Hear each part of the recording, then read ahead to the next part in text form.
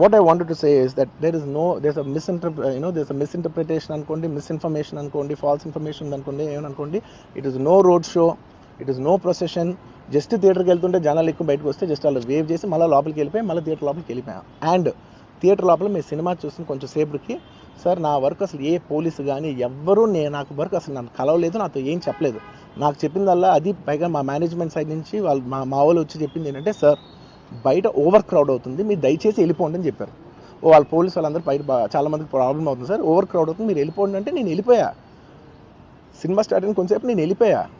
నేను మా వైఫ్ అందరూ మేము బయటకు వచ్చాము అంతే. నాకు అసలు ఆ తర్వాత నెక్స్ట్ డే నాకు తెలిసింది ఒక లేడీ ఇలా ఉందంట, కళ్ళు తిరిగి పడిపోయిందంట, ఆ తర్వాత ఆవిడ పాపం చనిపోయిందంట, ఇలా ఒక కిడ్ ఉన్నాడు అంటే నేను షాక్లో గురయ్యా.